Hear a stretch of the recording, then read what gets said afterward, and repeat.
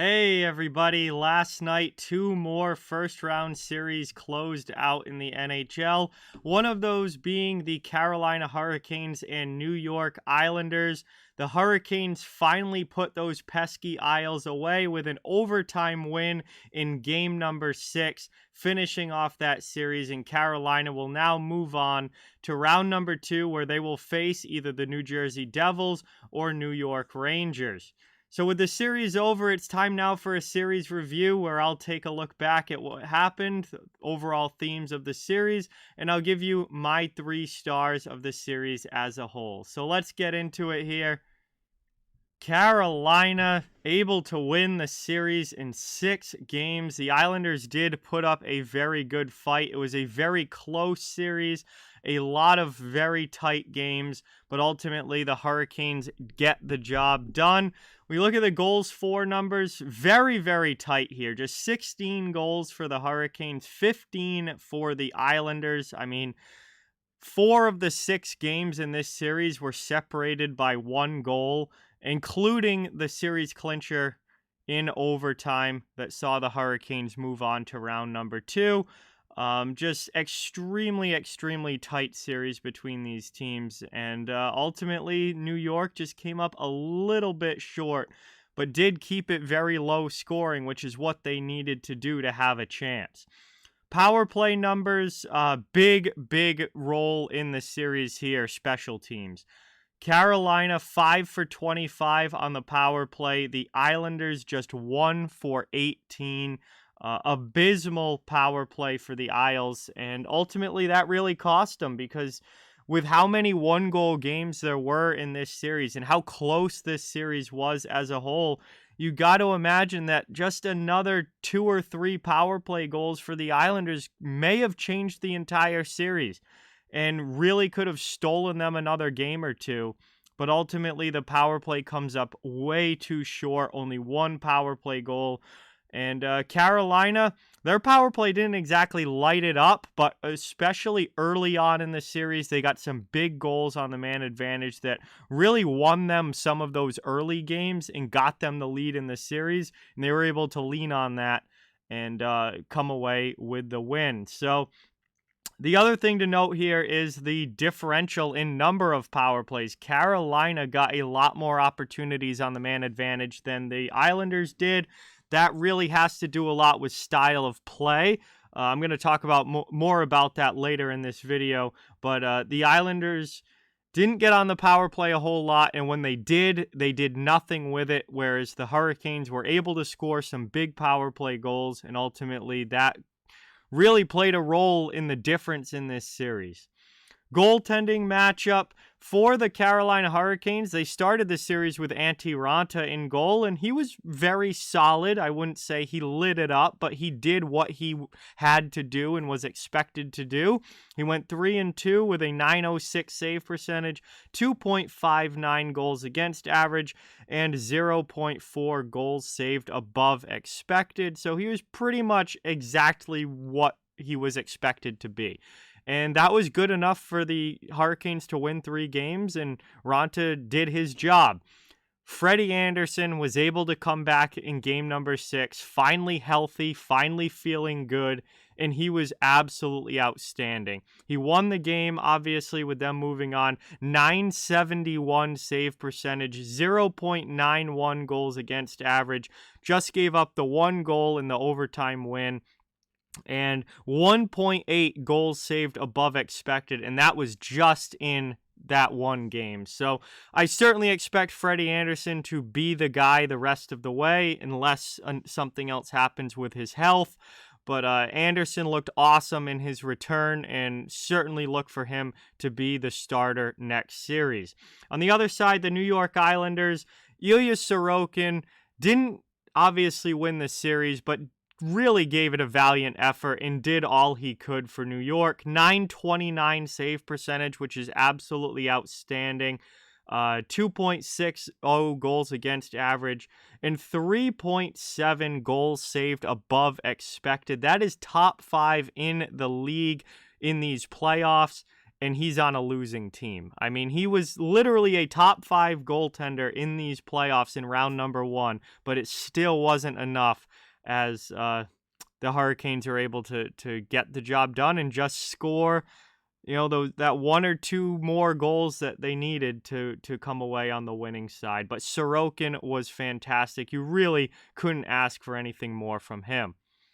It's time now to look at my 3 stars of the series. And for the 3rd star, I had to put Ilya Sorokin on this list. Obviously, wasn't good enough to win. Didn't come away with the series win here. But he was absolutely outstanding. Like I said earlier, we are just talking about him. He did everything he needed to do. Everything he could do for the Islanders. Fantastic save percentage. Great goals saved above expected. Gave up just 2.6 goals a game. At the end of the day, the Islanders just did not have enough offense to win this series. It does not fall on the goaltender there. And he kept the Isles in just about every game, with the exception of Game 4, where he gave up the 5 goals. That wasn't a great one. But literally pretty much every other game, he gave the Islanders a chance to win, night in and night out. And with so many one-goal games in this series, it really just came down to finding a way to get that extra goal in the net. The Hurricanes did, and the Islanders didn't, but Sorokin was fantastic. 2nd star of the series, this might be a bit of a surprise, but I'm going with Paul Stastny. He was only playing about 9 minutes a game. 4th-line veteran forward, really coming down towards the end of his career.